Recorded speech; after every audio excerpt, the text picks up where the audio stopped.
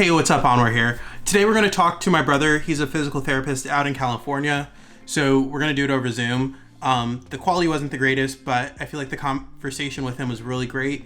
It was about a 30-minute conversation that I had to cut down a bit, just to try to make it as consumable for you guys as possible. So let me know if you guys want to see that unedited version, but let's jump straight into it. Hit that like and subscribe button though for more content like this, and let me know if you guys have any questions down in the comments.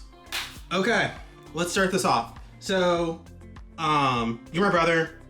I don't feel bad about asking you any of these questions because I feel like you don't even know what I do. So, let's start off with like who you are, what you do, and go from there. Yeah, absolutely. Yeah, my name's David Eden. I'm a physical therapist. I live out in Bakersfield, California.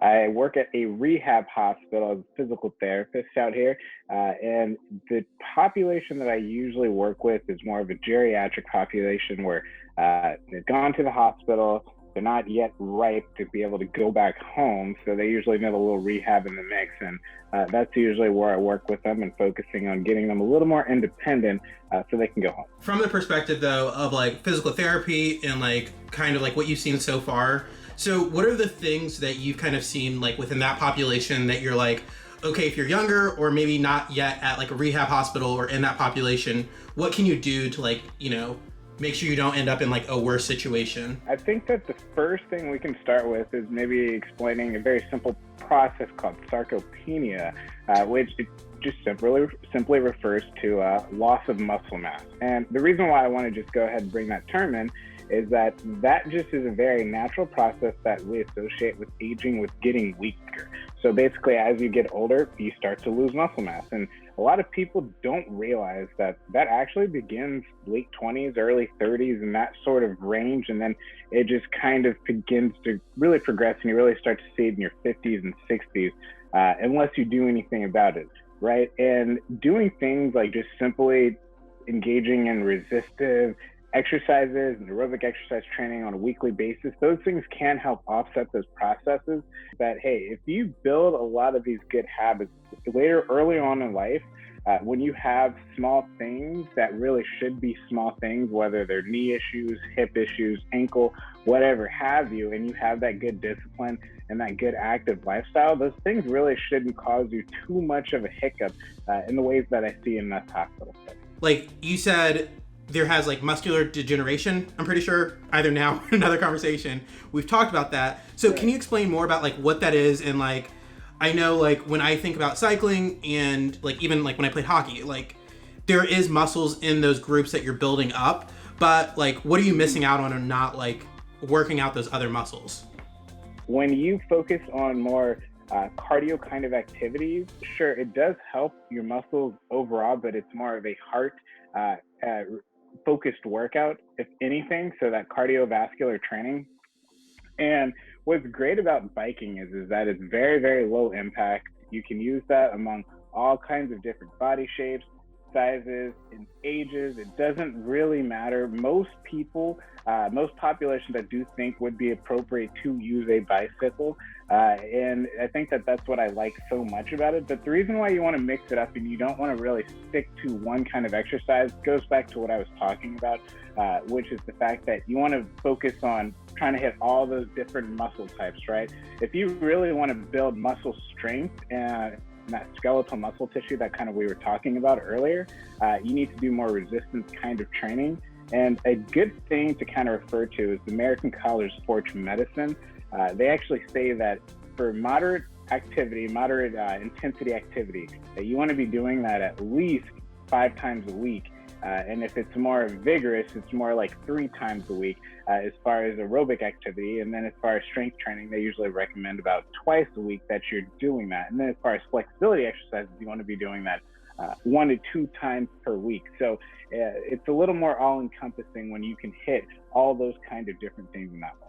So when we're thinking about heart rates, like, I carry around my Apple Watch. I have a heart rate monitor, basically like when I'm cycling and stuff. What am I looking for, like when I'm cycling? Like, what am I trying to do? What should be my goal? Right, absolutely. So I think, and a lot of people can argue about this formula, but the most basic formula for figuring out your heart rate max is using that 220 number and subtracting your age. There's other formulas out there that you can look into, like the Carbonin formula, or Carbonin method, rather. A lot of times people use that for their heart rates instead. But I think that for the general population, just starting with the 220 minus your age, do your heart rate max, and then knowing that you want to just take what 60 to 80% is and stay in that range when you're working out and when you're biking. And it's not that you can't get above that and you have to stop. No, it just means that when you're looking at your workout, you want to look at how your heart rate was trending and what zone it was staying in. And if you have a good calculation of where that 60 to 80% range is, you can get a good idea of where you were lying and if you need to speed things up or you need to slow things out down a little bit. When we start looking at, like, you know, people who are trying to recover from an injury or they're like feeling knee pain, how do you find like a good physical therapist in the first place? Yeah, absolutely. I would say that there's a lot of different types of therapists out there, and as far as finding a good therapist to meet what you need, usually starting in, there's usually exercise sort of circles or communities that you can find.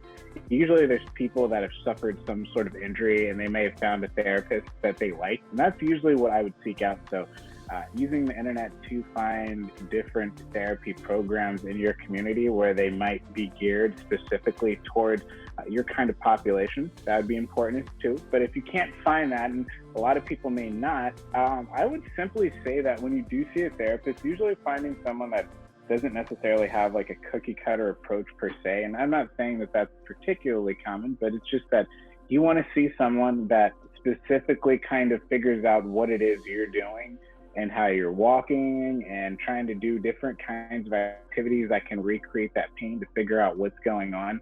I think that's usually the kind of person that you want to find. So I really think whoever you go to, as long as you guys can kind of have a good basis for that communication, I think that you'll probably be fine.